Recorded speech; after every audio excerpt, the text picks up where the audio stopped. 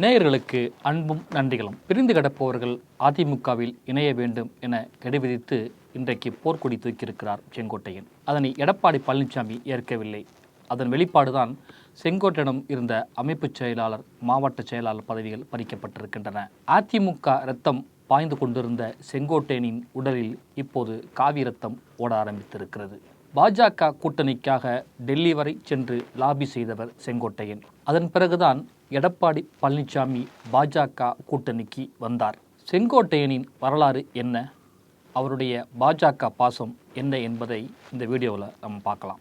Kullampalayam Ardhanari counter மகனான செங்கோட்டையன் ஜெயலலிதாவின் போர்வாளாகவே அதிமுகவினரால் அறியப்பட்டவர்.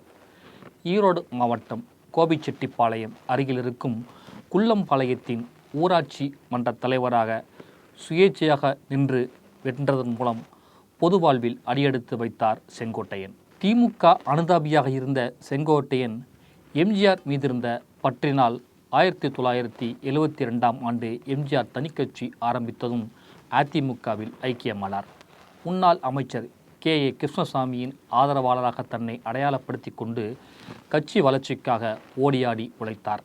கோவையில் அதிமுகவின் பொதுக்குழு நடைபெற்ற போது உணவு உபசரிப்பு பொறுப்பை ஏற்றுக்கொண்டு செங்கோட்டையன் ஜமாய்த்தார்.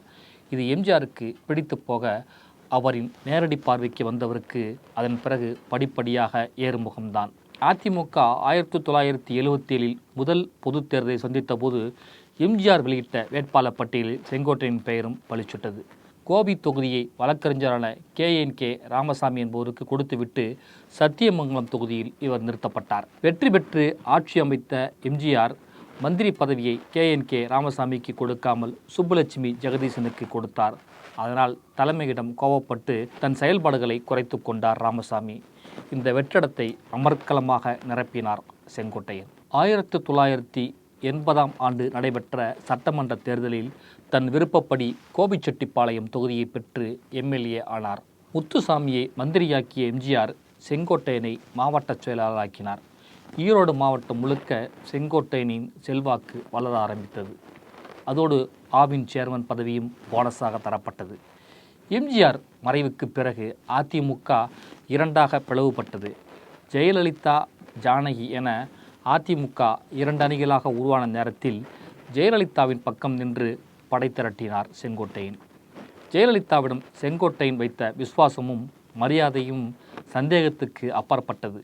அதற்கு பரிசாகத்தான் 1991இல் ஆட்சி அமைந்ததும் செங்கோட்டையனை அமைச்சராக்கினார் ஜெயலலிதா. செல்வாக்கு மிக்க போக்குவரத்து துறையை கொடுத்தார். பிறகு வனத்துறைக்கும் பொறுப்பு வகித்தார் செங்கோட்டையன்.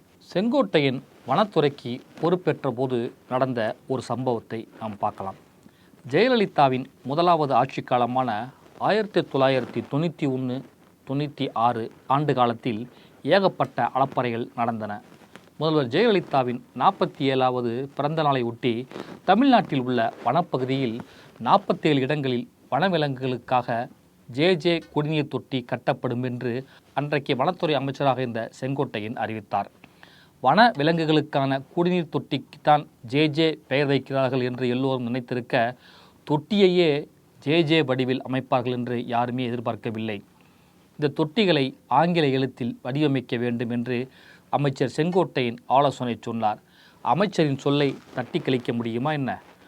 அதிகாரிகள் ஜே குடிநீர் தொட்டி வெட்டிவிட்டார்கள். 47 தொட்டிகளில் 3 முதுமலைக்காட்டிலும் 2 கோவை வனப்பகுதியிலும் அமைக்கப்பட்டது.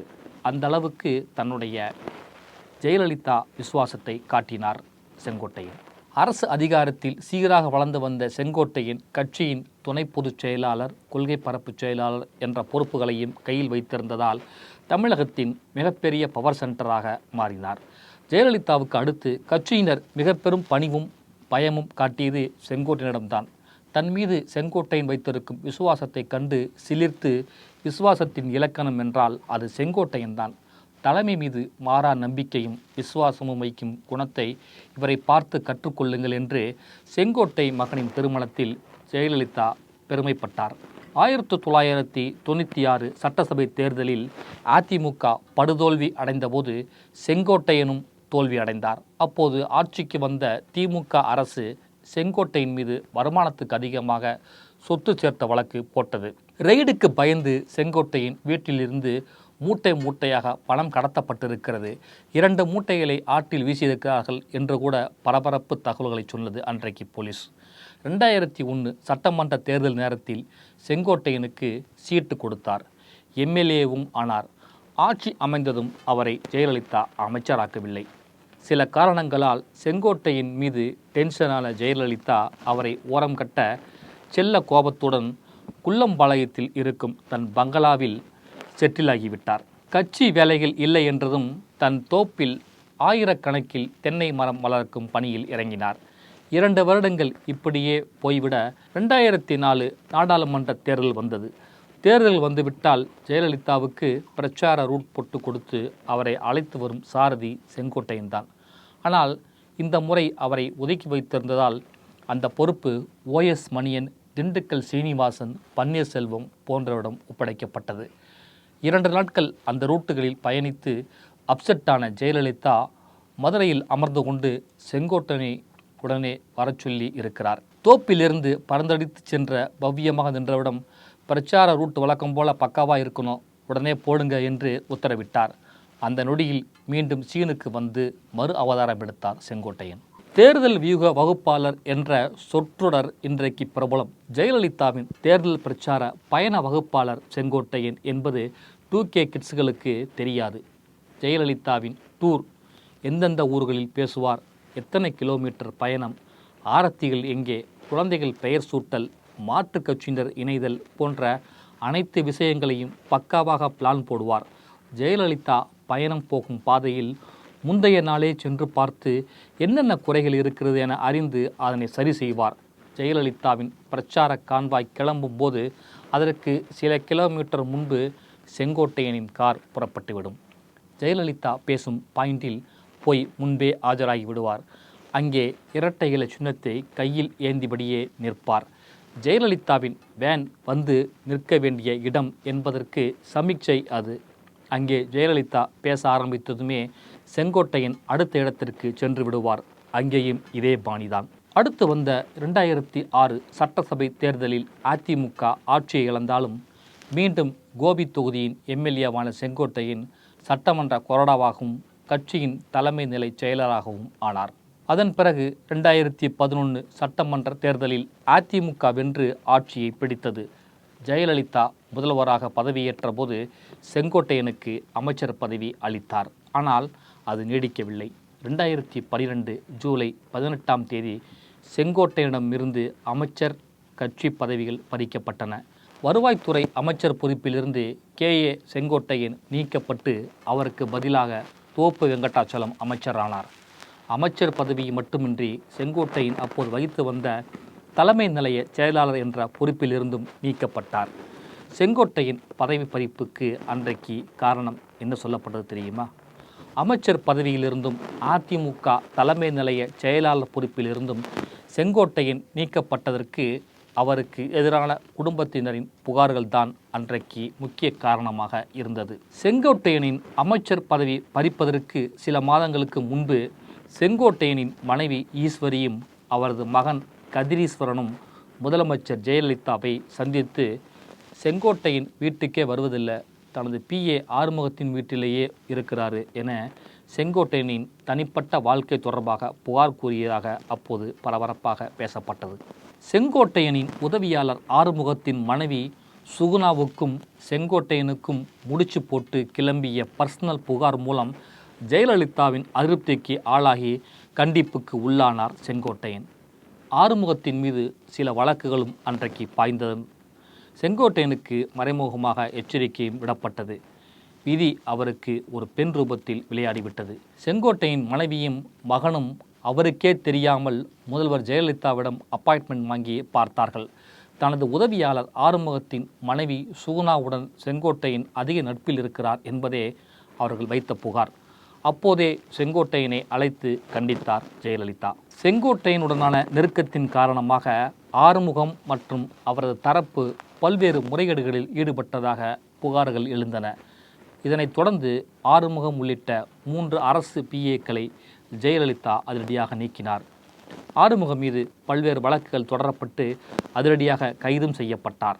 செங்கோட்டையனின் துறையையும் மாற்றி அவருக்கு வருவாய்த்துறை இலாக்காவை ஒதுக்கினார் ஜெயலலிதா. சில காலம் வருவாய்த்துறை அமைச்சராக பணியாற்றி வந்த செங்கோட்டையன் மீது அவரது குடும்பத்தினர் ஜெயலலிதாவை சந்தித்து இன்னொரு புகாரை அளித்தார்கள். இதன் பிறகுதான் செங்கோட்டையனிடமிருந்து அமைச்சர் பதவி மற்றும் கட்சி பதவிகளை ஜெயலலிதா பறித்தார். 2016 சட்டமன்ற தேர்தலில் வென்று மீண்டும் முதல்வரான ஜெயலலிதா 31 அமைச்சர்களுடன் பதவியேற்றார். சில மாதங்களிலேயே ஜெயலலிதா மறைந்த பிறகு தமிழகத்தின் புதிய முதல்வராக பன்னீர்செல்வம் ஆளுநர் மாளிகையில் 2016 டிசம்பர் 6ஆம் தேதி அதிகாலை 1 மணி அளவில் பதவியேற்றார். மறைந்த ஜெயலலிதா அமைச்சரவையில் இடம்பெற்றிருந்த அதே 31 பேர் மீண்டும் அமைச்சர்களாக பொறுப்பேற்றனர். ஜெயலலிதா அமைச்சரவையில் இருந்த Panneerselvam, Dindigul Srinivasan, Edappadi Palaniswami, Sellur Raju, Thangamani, Velumani, Jayakumar, C V. Shanmugam, Anbalagan, Saroja, M C. Sampath, Karuppannan, Kamaraj, O S. Manian, Udumalai Radhakrishnan, Vijayabaskar, Duraikannu, Kadambur Raju, R B. Udhayakumar, Velumani, Vellamandi Natarajan, Mafa Pandiarajan, K T. Rajendra Balaji, Benjamin, M R. Vijayabaskar, Nilofer Kafeel, Manikandan, Rajalakshmi, Baskar, Veeramani, Sevur Ramachandran, Valarmathi, Balakrishna Reddy ஆகிய 31 பேர் அப்படியே பன்னீர்செல்வம் அமைச்சரவையிலும் இடம்பெற்றார்கள். இங்கே கவனிக்க வேண்டியது 2016 ஜெயலலிதா அமைச்சரவை பதவியேற்ற போது செங்கோட்டையனுக்கு அமைச்சர் பதவி தரவில்லை. ஜெயலலிதா மறைவுக்கு பிறகு பன்னீர்செல்வம் அமைச்சரவை பதவியேற்ற போதும் செங்கோட்டையன் அமைச்சராக்கப்படவில்லை. பன்னீர்செல்வம் முதல்வராக தொடர்ந்து கொண்டிருந்த நேரத்தில் அவரை ராஜினாமா செய்ய சொல்லிவிட்டு அதிமுகவின் பொதுச் செயலாளராக இருந்த சசிகலா முதல்வராக முயன்றார். அதற்காக பன்னீர்செல்வம் ராஜினாமா செய்தார். இதையடுத்து அதிமுக சட்டசபை குழு தலைவராக சசிகலா தேர்வு செய்யப்பட்டார். சசிகலா தம்மை ஆட்சி அமைக்க அழைக்க வேண்டும் என ஆளுநர் வித்யாசாகர் ராவை கேட்டுக்கொண்டார். ஆனால் சசிகலா மீதான சொத்து குவிப்பு வழக்கின் தீர்ப்பு நிலுவையில் இருந்ததால் அவரை ஆட்சி அமைக்க ஆளுநர் வித்யாசாகர் ராவ் மறுத்தார். அப்போது முதல்வர் ஓபிஎஸ் தாம் கட்டாயப்படுத்தப்பட்டு ராஜினாமா செய்ய வைக்கப்பட்டதாக கலக குரல் எழுப்பினார். தர்மயுத்தம் நடத்தினார். அதே நேரத்தில் சொத்து குவிப்பு வழக்கில் தீர்ப்பும் வெளியாகி சசிகலா சிறைக்கு சென்றார். அந்த நேரத்தில் எடப்பாடி பழனிசாமியை முதல்வராக்கிவிட்டு சென்றார். 2017 பிப்ரவரி 16ஆம் தேதி எடப்பாடி பழனிசாமி முதல்வராக பதவியேற்றார். எடப்பாடி பழனிசாமி தலைமையில் 31 பேர் கொண்ட புதிய அமைச்சரவை பொறுப்பேற்ற போது செங்கோட்டையனுக்கு அமைச்சர் பதவி தரப்பட்டது. அமைச்சரவையில் எடப்பாடி பழனிசாமி, திண்டுக்கல் சீனிவாசனுக்கு அடுத்து 3வது இடத்தில் செங்கோட்டையனுக்கு இடம் தரப்பட்டது. 2016 சட்டமன்ற தேர்தலில் அதிமுக வெற்றி பெற்று ஆட்சி அமைந்தாலும் அதற்கு பிறகு 2 அமைச்சரவையிலும் செங்கோட்டையனுக்கு இடம் தரப்படவில்லை. ஆனால் எடப்பாடி பழனிசாமி அமைச்சரவையில் செங்கோட்டையனுக்கு இடம் அளிக்கப்பட்டது என்பது இங்கே குறிப்பிடத்தக்கது. பன்னீர்செல்வம் முதலமைச்சராக இருந்தபோது அவர் வசம் நிதி உள்ளிட்ட துறைகள் புதிய முதலமைச்சர் எடப்பாடி பழனிசாமி வசம் போனது. பள்ளி கல்வித்துறை அமைச்சராக இருந்த மாஃபா பாண்டியராஜன் ஓபிஎஸ் அணிக்கு சென்று விட்டதால் அவர் வகித்து வந்த பள்ளி கல்வித்துறை செங்கோட்டையனுக்கு அளிக்கப்பட்டது. எடப்பாடி பழனிசாமி ஆட்சி முடிந்த பிறகு ஒற்றை தலைமை விவகாரத்தில் பன்னீர்செல்வத்தை விரட்டி அடித்தார்கள். தொடர்ந்து எல்லா தேர்தலிலும் எடப்பாடி பழனிசாமி தலைமையிலான அதிமுக தோற்றுக்கொண்டே இருந்தது. 2026 சட்டமன்ற தேர்தலில் பாஜகவுடன் அதிமுக கூட்டணி சேர வேண்டும் என்ற குரல்கள் அதிமுகவில் இருந்தே கேட்க ஆரம்பித்தன. அவை பாஜகவின் வாய்ஸாக எதிரொலித்தன. அதில் செங்கோட்டையன் பிரதானமாக இருந்தார். டெல்லி வரை சென்று போராடினார். அதனால் அவர் கட்சியில் ஓரம் கட்டப்பட்டார். அதன் பிறகு அதிமுக பாஜக கூட்டணி ஏற்பட்டது. ஆனால் அதிமுகவில் இருந்து பிரிந்து சென்ற தினகரன், சசிகலா, பன்னீர்செல்வத்தை இணைத்தால்தான் தேர்தலில் வெற்றி பெற முடியும் என பாஜக நம்பியது. அதற்கான பிளேயை பாஜக செய்வதாக செய்திகள் வெளியாகின. அதன் வெளிப்பாடுதான் பிரிந்து கிடப்பவர்களை அதிமுகவில் இணைக்க வேண்டும் என்ற செங்கோட்டையனின் குரல். செங்கோட்டையன் குரல் கலக குரல் இல்லை. செங்கோட்டையன் மீது எந்த தவறும் கிடையாது என சொல்லியிருக்கிறார் ஆடிட்டர் குருமூர்த்தி. ஜெயலலிதா மறைவுக்கு பிறகு பன்னீர்செல்வம் முதல்வரானார். அவரை ராஜினாமா செய்ய சொல்லிவிட்டு 2017 சசிகலா முதல்வராக முயன்றபோது பன்னீர்செல்வத்தை ஜெயலலிதா சமாதிக்கு அனுப்பி தர்மயுத்த நடத்த சொன்னவர் இதே ஆடிட்டர் குருமூர்த்தி தான்.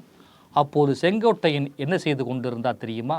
சசிகலாவுக்கு ஆளுநர் உடனடியாக பதவி பிரமாணம் செய்து வைக்க வேண்டும் என செங்கோட்டையன் பேட்டி கொடுத்து கொண்டிருந்தார்.